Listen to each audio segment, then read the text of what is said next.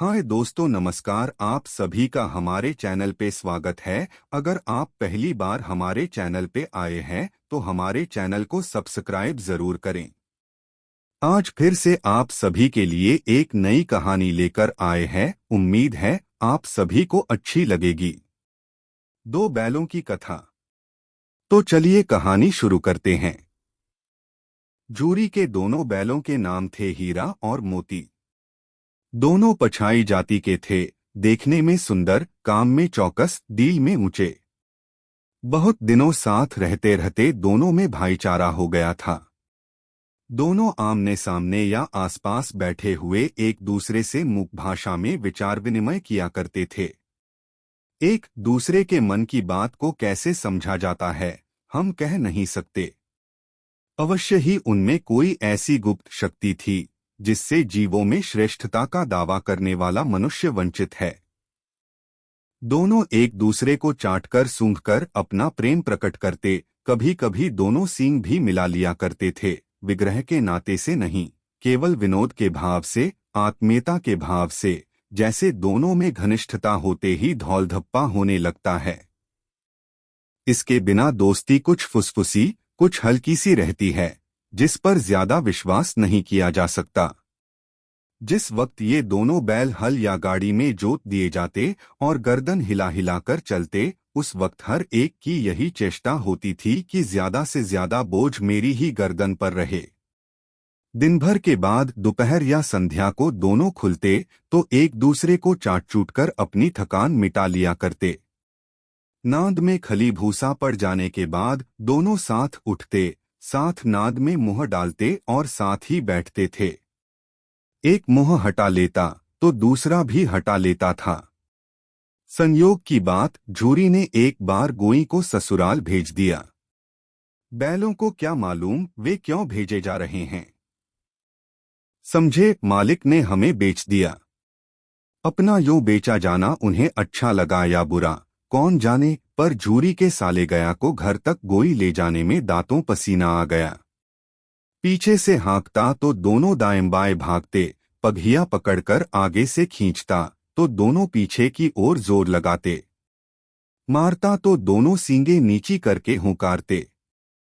अगर ईश्वर ने उन्हें वाणी दी होती तो जूरी से पूछते, तुम हम गरीबों को क्यों निकाल रहे हो? हमने तो तुम्हारी सेवा करने में कोई कसर नहीं उठा रखी। अगर इतनी मेहनत से काम न चलता था तो और काम ले लेते। हमें तो तुम्हारी चाकरी में मर जाना कबूल था। हमने कभी दाने चारे की शिकायत नहीं की। तुमने जो कुछ खिलाया वह सिर झुकाकर खा लिया, फिर तुमने हमें इस जालिम के हाथ क्यों बेच दिया? संध्या समय दोनों बैल अपने नए स्थान पर पहुंचे।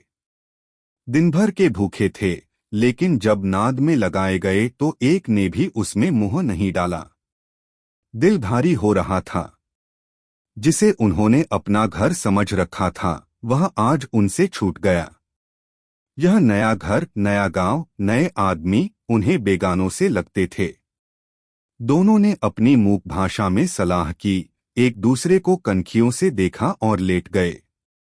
जब गांव में सोता पड़ गया तो दोनों ने जोर मारकर पगहे तुड़ा डाले और घर की तरफ चले। पगहे बहुत मजबूत थे। अनुमान न हो सकता था कि कोई बैल उन्हें तोड़ सकेगा, पर इन दोनों में इस समय दूनी शक्ति आ गई थी। एक एक झटके में रस्सियां टूट गईं। जूरी प्रातःकाल सोकर उठा तो देखा कि दोनों बैल चरनी पर खड़े हैं। दोनों की गर्दनों में आधा आधा गराव लटक रहा था। घुटने तक पांव कीचड़ से भरे हैं और दोनों की आंखों में विद्रोहमय स्नेह झलक रहा है। जूरी बैलों को देखकर स्नेह से गदगद हो गया। दौड़कर उन्हें गले लगा लिया। प्रेमालिंगन और चुंबन का वह दृश्य बड़ा ही मनोहर था। घर और गांव के लड़के जमा हो गए और तालियां बजा बजाकर उनका स्वागत करने लगे। गांव के इतिहास में यह घटना अभूतपूर्व न होने पर भी महत्वपूर्ण थी। बालसभा ने निश्चय किया, दोनों पशुवीरों का अभिनंदन पत्र देना चाहिए। कोई अपने घर से रोटियां लाया, कोई गुड़, कोई चोकर, कोई भूसी। एक बालक ने कहा, ऐसे बैल किसी के पास न होंगे। दूसरे ने समर्थन किया, इतनी दूर से दोनों अकेले चले आए। इसका प्रतिवाद करने का किसी को साहस नहीं हुआ। जूरी की स्त्री ने बैलों को द्वार पर देखा तो जल उठी। बोली, कैसे नमकहराम बैल हैं कि एक दिन वहां काम न किया, भाग खड़े हुए। जूरी अपने बैलों पर यह आक्षेप न सुन सका, नमकहराम क्यों हैं?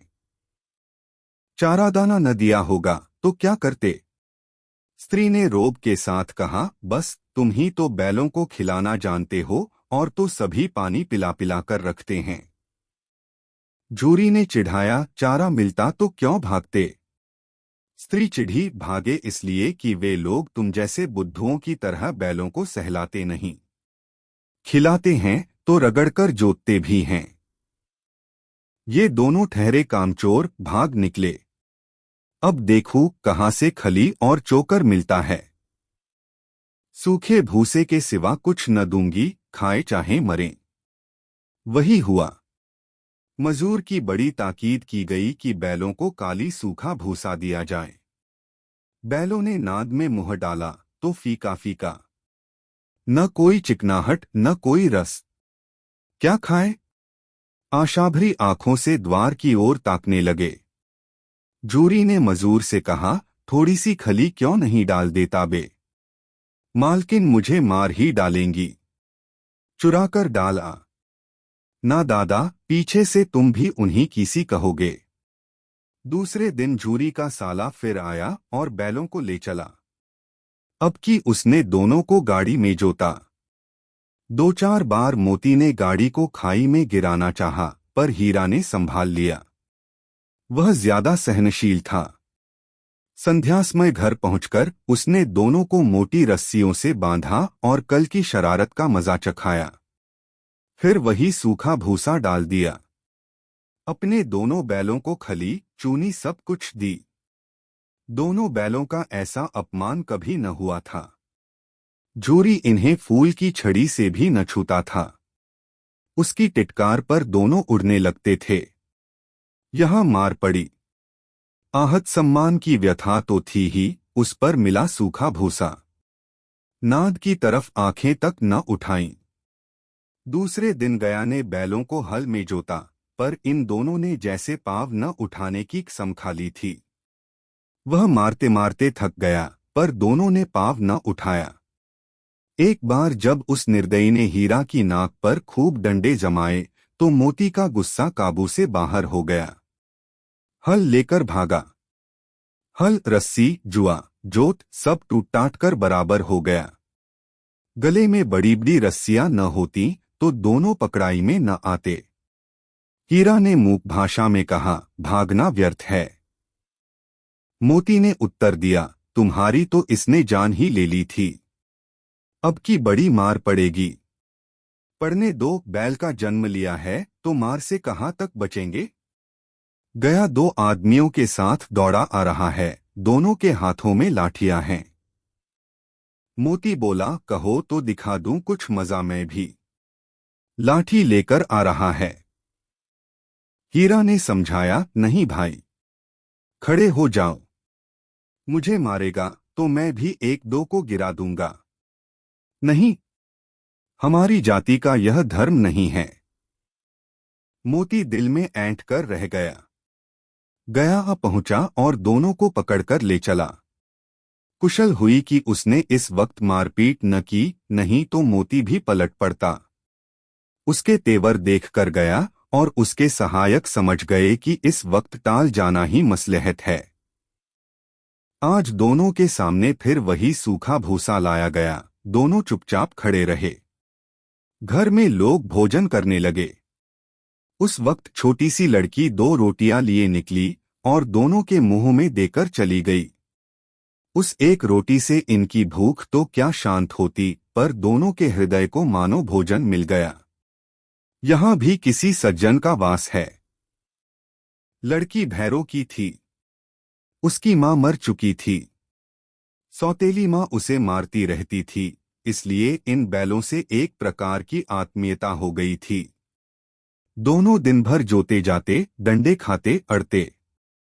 शाम को थान पर बांध दिए जाते और रात को वही बालिका उन्हें 2 रोटियां खिला जाती। प्रेम के इस प्रसाद की यह बरकत थी कि 2-2 गाल सूखा भूसा खाकर भी दोनों दुर्बल न होते थे, मगर दोनों की आंखों में रोम रोम में विद्रोह भरा हुआ था। एक दिन मोती ने मूक भाषा में कहा, अब तो नहीं सहा जाता, हीरा। क्या करना चाहते हो? एकाध को सींगों पर उठाकर फेंक दूंगा। लेकिन जानते हो, वह प्यारी लड़की जो हमें रोटियां खिलाती है, उसी की लड़की है जो इस घर का मालिक है। यह बेचारी अनाथ हो जाएगी तो मालकिन को न फेंक दूं, वही तो इस लड़की को मारती है। लेकिन औरत जात पर सींग चलाना मना है, यह भूले जाते हो। तुम तो किसी तरह निकलने ही नहीं देते। बताओ, तुड़ाकर भाग चलें? हाँ, यह मैं स्वीकार करता हूं, लेकिन इतनी मोटी रस्सी टूटेगी कैसे? इसका एक उपाय है। पहले रस्सी को थोड़ा सा चबा लो, फिर एक झटके में जाती है। रात को जब बालिका रोटियां खिलाकर चली गई, दोनों रस्सियां चबाने लगे, पर मोटी रस्सी मुंह में न आती थी। बेचारे बार बार जोर लगाकर रह जाते थे। सहसा घर का द्वार खुला और वह लड़की निकली। दोनों सिर झुकाकर उसका हाथ चाटने लगे। दोनों की पूंछें खड़ी हो गईं। उसने उनके माथे सहलाए और बोली, खोल देती हूं। चुपके से भाग जाओ, नहीं तो ये लोग मार डालेंगे। आज घर में सलाह हो रही है कि इनकी नाकों में नाथ डाल दी जाए। उसने गराव खोल दिया, पर दोनों चुप खड़े रहे। मोती ने अपनी भाषा में पूछा, अब चलते क्यों नहीं? हीरा ने कहा, चलें तो, लेकिन कल इस अनाथ पर आफत आएगी। सब इसी पर संदेह करेंगे। सहसा बालिका चिल्लाई, दोनों फूफा वाले बैल भागे जे रहे हैं। ओ दादा, दादा, दोनों बैल भागे जा रहे हैं, जल्दी दौड़ो। गया हड़बड़ाकर भीतर से निकला और बैलों को पकड़ने चला। वे दोनों भागे। गया ने पीछा किया और भी तेज हुए। गया ने शोर मचाया, फिर गांव के कुछ आदमियों को भी साथ लेने के लिए लौटा। दोनों मित्रों को भागने का मौका मिल गया। सीधे दौड़ते चले गए, यहां तक कि मार्ग का ज्ञान न रहा। जिस परिचित मार्ग से आए थे, उसका यहां पता न था। नए नए गांव मिलने लगे। तब दोनों एक खेत के किनारे खड़े होकर सोचने लगे, अब क्या करना चाहिए। हीरा ने कहा, मालूम होता है राह भूल गए। तुम भी बेतहाशा भागे, वहीं उसे मार गिराना था। उसे मार गिराते तो दुनिया क्या कहती? वह अपने धर्म छोड़ दे, लेकिन हम अपना धर्म क्यों छोड़े? दोनों भूख से व्याकुल हो रहे थे। खेत में मटर खड़ी थी। चरने लगे। रह रहकर आहट लेते रहे थे, कोई आता तो नहीं है। जब पेट भर गया, दोनों ने आजादी का अनुभव किया तो मस्त होकर उछलने कूदने लगे। पहले दोनों ने डकार ली, फिर सींग मिलाए और एक दूसरे को ठेलने लगे। मोती ने हीरा को कई कदम पीछे हटा दिया, यहां तक कि वह खाई में गिर गया। तब उसे भी क्रोध आ गया।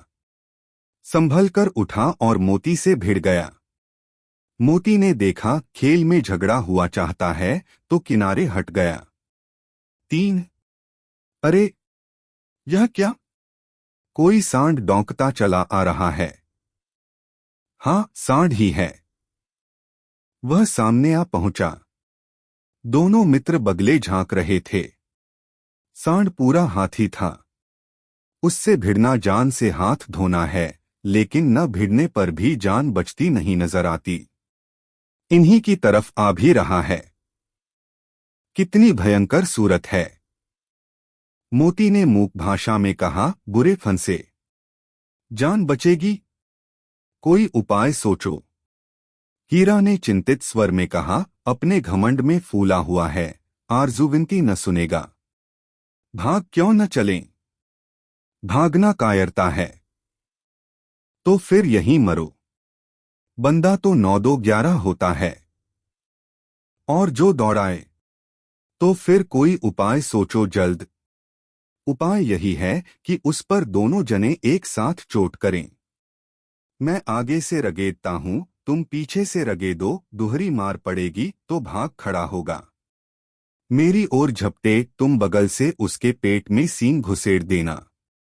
जान जोखिम है पर दूसरा उपाय नहीं है।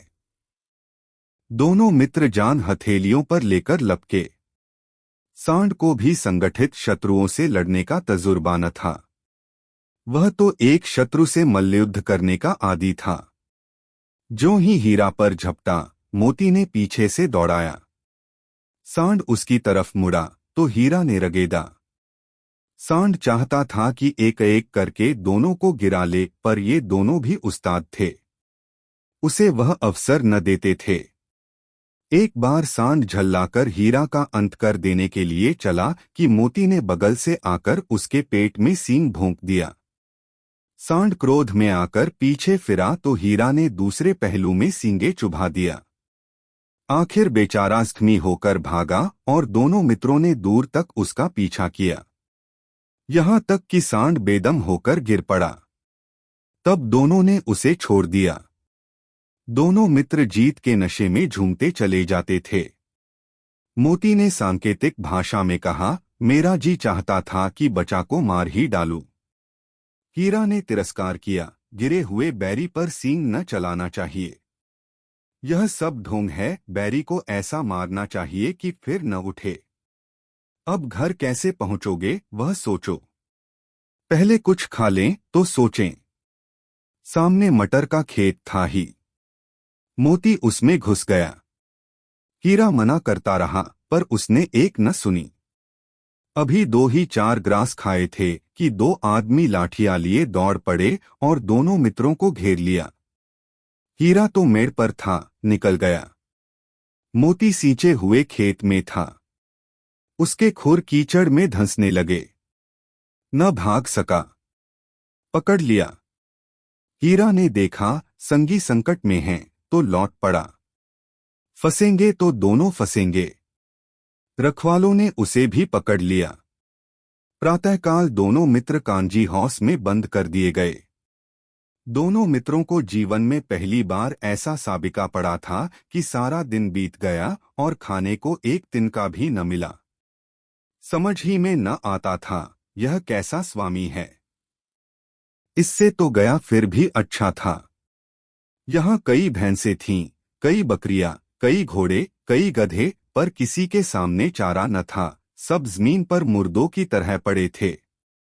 कई तो इतने कमजोर हो गए थे कि खड़े भी न हो सकते थे। सारा दिन दोनों मित्र फाटक की ओर टकटकी लगाए ताकते रहे, पर कोई चारा लेकर आता न दिखाई दिया। तब दोनों ने दीवार की नमकीन मिट्टी चाटनी शुरू की, पर इससे क्या तृप्ति होती। रात को भी जब कुछ भोजन न मिला तो हीरा के दिल में विद्रोह की ज्वाला देहक उठी। मोती से बोला, अब नहीं रहा जाता मोती। मोती ने सिर लटकाए हुए जवाब दिया, मुझे तो मालूम होता है कि प्राण निकल रहे हैं। इतनी जल्द हिम्मत न हारो भाई। यहां से भागने का कोई उपाय निकलना चाहिए। आओ दीवार तोड़ डालें।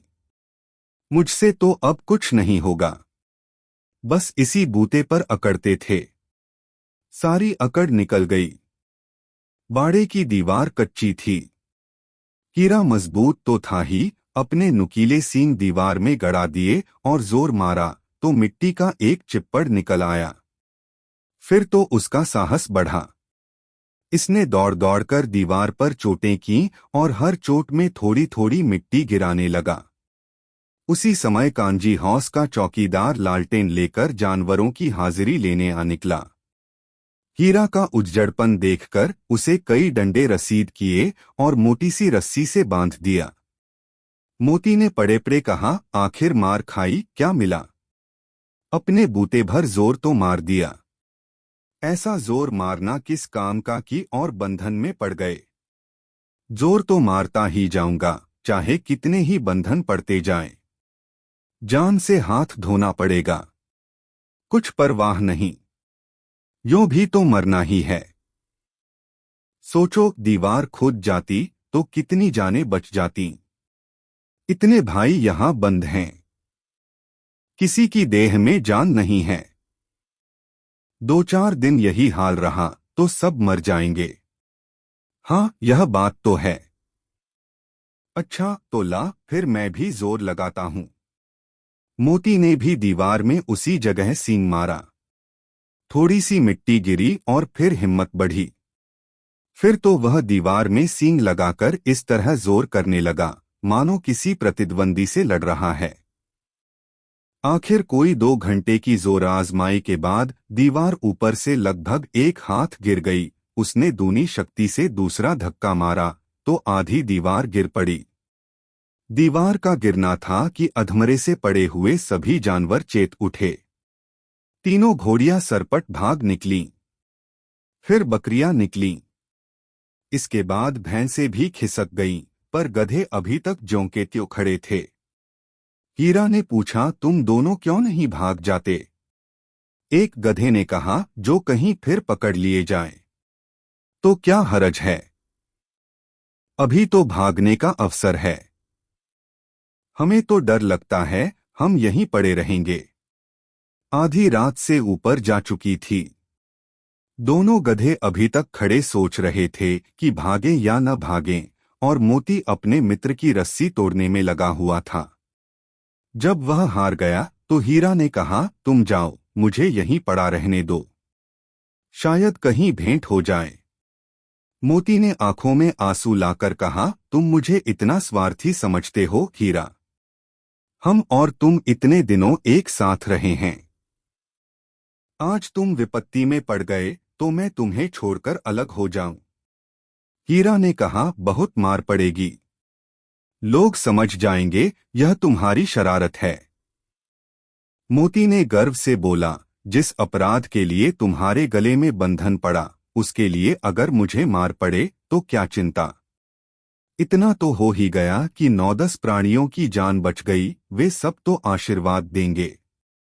यह कहते हुए मोती ने दोनों गधों को सींगों से मार मार कर बाड़े के बाहर निकाला और तब अपने बंधु के पास आकर सो रहा। भोर होते ही मुंशी और चौकीदार तथा अन्य कर्मचारियों में कैसी खलबली मची, इसके लिखने की जरूरत नहीं। बस इतना ही काफी है कि मोती की खूब मरम्मत हुई और उसे भी मोटी रस्सी से बांध दिया गया।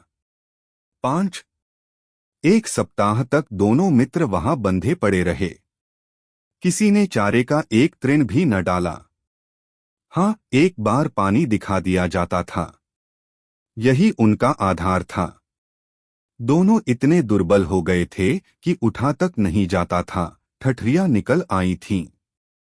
एक दिन बाड़े के सामने डुग्गी बजने लगी और दोपहर होते होते वहां 50-60 आदमी जमा हो गए। तब दोनों मित्र निकाले गए और उनकी देखभाल होने लगी। लोग आकर उनकी सूरत देखते और मन फीका करके चले जाते। ऐसे मृतक बैलों का कौन खरीददार होता। सहसा एक दढ़ियल आदमी, जिसकी आंखें लाल थीं और मुद्रा अत्यंत कठोर, आया और दोनों मित्रों के कूल्हों में उंगली गोदकर मुंशी जी से बातें करने लगा। उसका चेहरा देखकर अंतर्ज्ञान से दोनों मित्रों के दिल कांप उठे।